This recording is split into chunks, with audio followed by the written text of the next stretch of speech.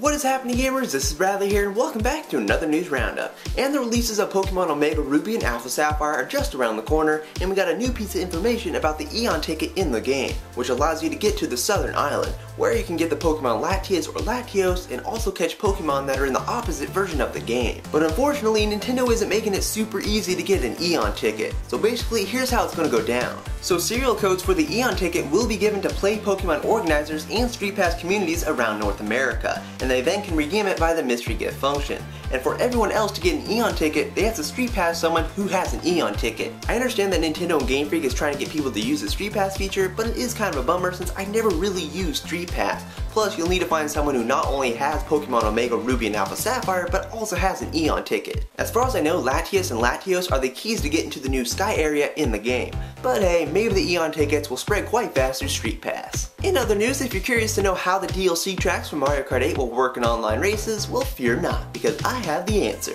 So when you go to play an online race, you'll have the options to play the original 32 tracks or all 40 tracks. And when you go to create a tournament, you will also be able to choose the original 32 tracks, all 40 tracks, or if you want, just the DLC tracks. But of course, if you want to play the DLC tracks online, you're going to have to buy the DLC. It is nice that Nintendo isn't forcing people to buy the DLC and kicking people out of lobbies and stuff, because if you want, you can just choose the option to play with just the original 32 tracks online. So basically, that's how it's going down. In other Wii U news, if you're watching the European or North American Nintendo Direct recently, you might notice that they didn't reveal the price for Kirby and the Rainbow Curse, which they don't usually do anyways. But if you watch the Japanese Direct, it actually revealed that the game would cost 3,700 yen, which is approximately $37. So basically, the game is going to be a $40 game, just like Captain Toad Treasure Tracker. It is nice that Nintendo's being mindful of the price of the game and helping us not break the bank, so I'm all for another budget Wii U title. And Kirby and the Rainbow Curse is looking awesome anyways. Them Clay Waddle Dees are off the hook, man. Also in the recent Direct, it was confirmed that the Link amiibo would unlock the spinner weapon in Hyrule Warriors,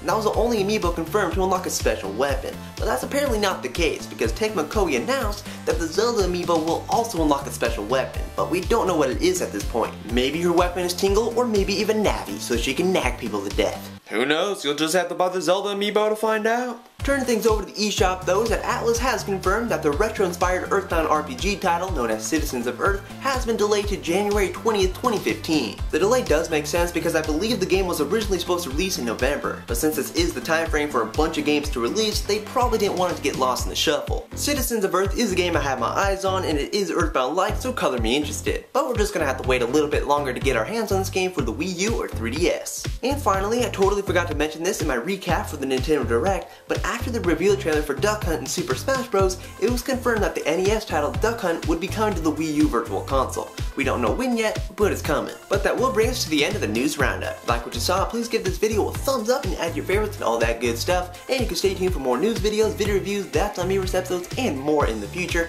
But I will talk to you later in the next video, guys. Bye!